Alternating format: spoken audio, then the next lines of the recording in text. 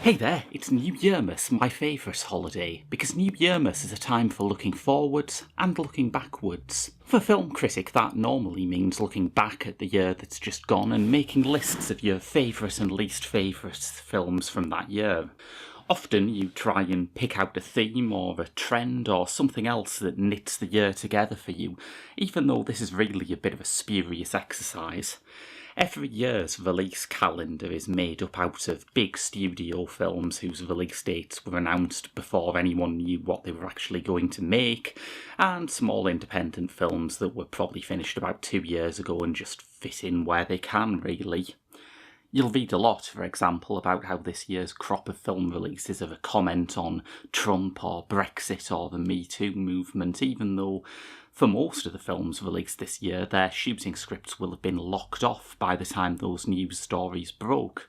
You can't respond to something that's not happened yet. According to Stephen McQueen, he was actually filming Widows when the Me Too story broke, and he had conversations on set with his actresses about what it meant to them and what their past experiences with harassment were. So having just rubbished the idea that a year's movies can be commentary on a year's events, I would like to risk picking out one trend, and it's a trend that you can mention Widows as part of. When I was going through my films of the year, I was struck by just how many films have been 80 to 100 minutes long and have felt like they've packed so much in.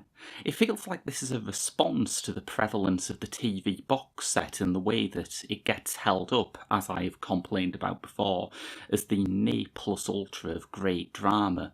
The storytelling's so much better on TV, people say. How is it better?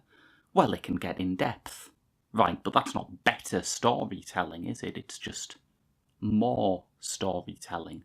Certainly when you look at something like Cold War by Pavel Pawlikowski, which fits about 30 years of history in a full sweep of two people's lives into 88 minutes, you have to question what people like Matthew Weiner are really dicking about with. Widows is not one of those glorious short films, but I liked it a lot, and I think it, in its own way, shows the value of a film-length narrative. When it was released, there was an email into the Kermode and Mayo film show on BBC Radio 5 Live that said Mark's disdain for television had blinded him to how Widows would be much better as a television series. It would have a chance to really explore its character's backstory. Now, in saying this, I am aware that Widows itself is adapted from a TV series, but it's not the kind of TV series we talk about when we talk about great television storytelling. It's a 1980s British TV miniseries by Linda LaPlante. If you had to imagine what a modern box set version of Widows, perhaps released on Netflix or Amazon so it could be binge-watched in one go, would be like, I think you can sort of imagine how the story would be approached. There's an already famous shot in Widows where Colin Farrell's character gets into a car after having attended a rally for black-owned businesses and makes a series of dubious, racist and classist comments to his wife.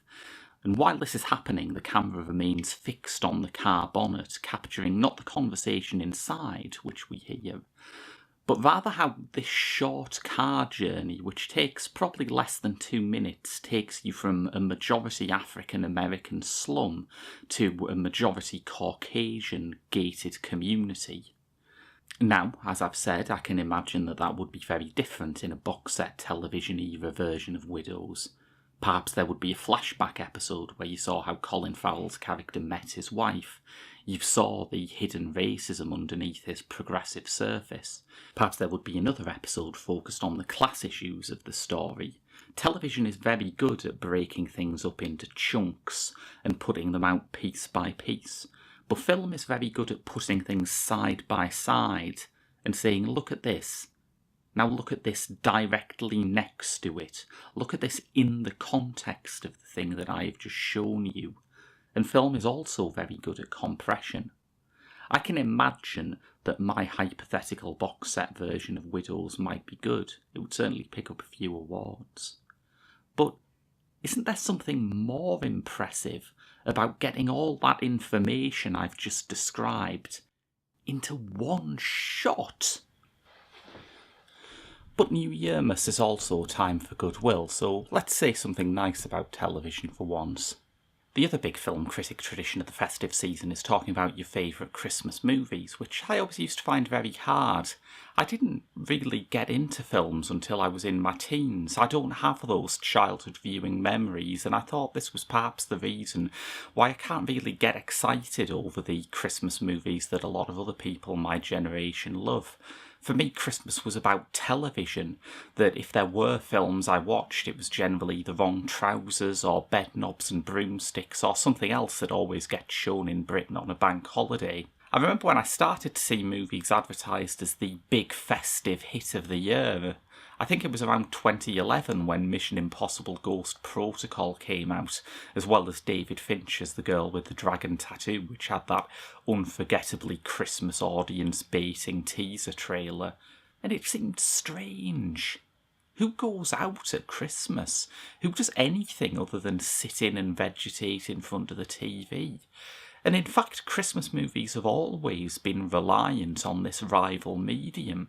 It's a Wonderful Life famously was a flop on its original cinema release, but when TV stations were looking for cheap films to buy the rights to, they bought it, they showed it every Christmas, it became a legend.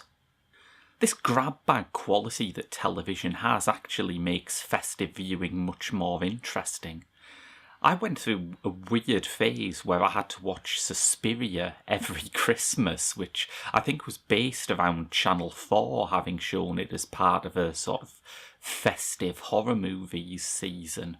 That's quite weird looking back on it, but is it any weirder than watching The Great Escape every Christmas, a movie which visibly doesn't take place at Christmas and is about nothing more festive than Nazi prisoner of war camps?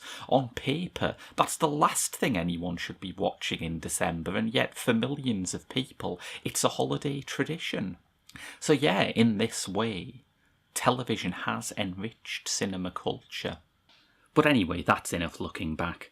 In terms of looking ahead, I'm planning a lot of very exciting things for this channel in 2019. I'm going to be doing an interlinked series of videos on the idea of politics as part of film, why it's more than just about what your message is, it's about what your genre is, it's about how you edit. And I'm also going to be taking time to respond to some movies released during the year that catch my attention. What they be? Part of the beauty of it is, I don't know. You find out as you go along. Every year is full of surprises, and it's one reason why I'm still so excited by the prospect of a new year of movies. So, enjoy your New Yearmas, and I'll see you again soon.